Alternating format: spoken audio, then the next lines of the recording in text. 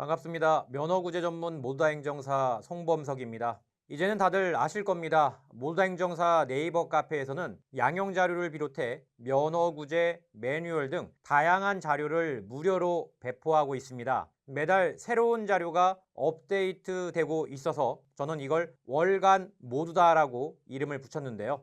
2025년 새로운 해를 맞이해 이번에 올려드리는 자료는 여러분이 너무너무너무 원하셨던 바로 그 자료입니다. 바로 민형사 합의서와 처벌 불원서인데요. 민형사 합의서 그리고 처벌 불원서라고 부르면 이름이 너무 길어지니까 합의서 2종이라고 부르기로 했습니다.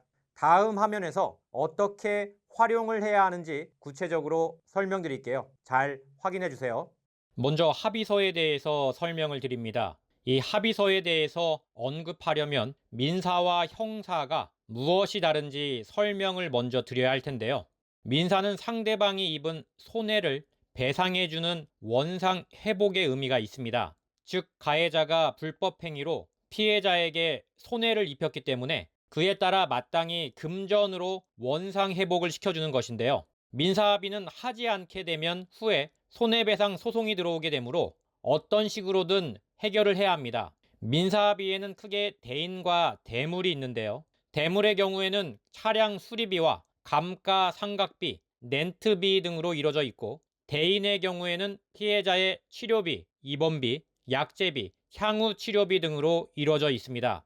제가 민사합의는 가급적 보험사를 통해 보라고 말씀을 드리는데요. 민사합의금을 결정하는 것을 손해사정이라고 합니다. 그런데 이게 전문가가 아닌 이상 매우 어렵습니다. 그래서 가해자와 피해자의 손해사정에 대한 금액이 달라서 합의가 쉽지 않은 경우가 많기 때문에 가해자나 피해자 쪽 보험사 중에 한 곳에서 먼저 피해자에게 공정한 보험금을 지급하고 그 뒤에 보험사가 가해자한테 구상권을 청구해서 금원을 받아가는 방식이 가장 편하고 좋습니다. 그럼에도 당사자 간의 의사표시의 합치로서 민사합의 금액을 맞췄다면 보험사를 거치지 않고 당사자끼리 합의를 봐도 됩니다. 다음은 형사합의입니다. 형사합의는 보험사와 아무런 관련이 없습니다. 보험사는 민사합의에만 관여를 하지 형사사건과는 별개입니다.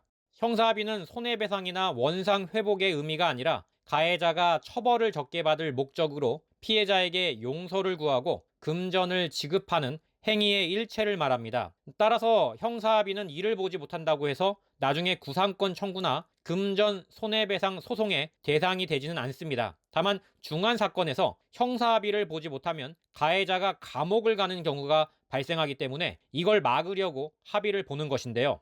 민사합의와 형사합의는 완전 별개이고 각각 보시는 게 원칙상 맞습니다. 형사합의금의 적정 수준은 사람마다 다르겠지만 제 개인적인 소견으로는 1주당 한 명에게 200만 원 정도를 주는 것이 좋다고 생각됩니다.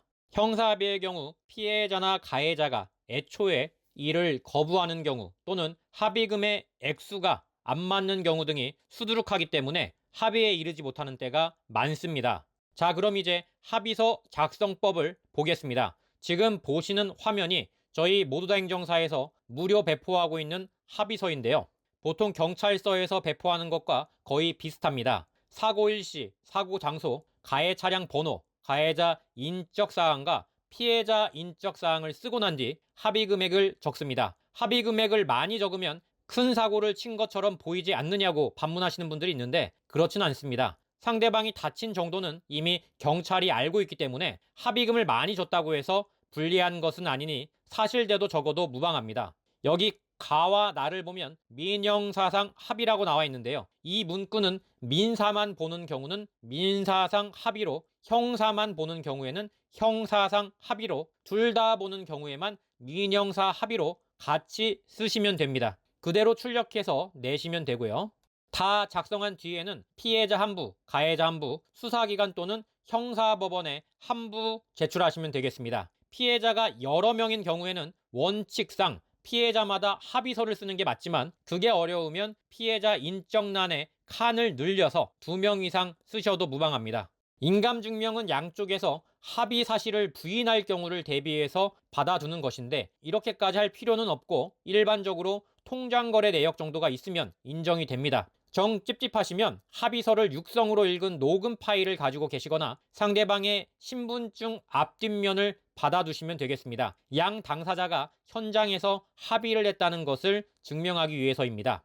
결국 민형사 문구만 상황에 맞게 수정해서 출력한 다음 칸을 채우시면 되겠습니다. 마지막에 서명만 하셔도 되고 지장이나 도장을 찍으셔도 무방합니다. 꼭 인감 도장일 필요는 없습니다. 어차피 통장 내역이 있으면 서명을 하지 않는다 해도 합의를 한 것으로 추단이 가능하기 때문입니다.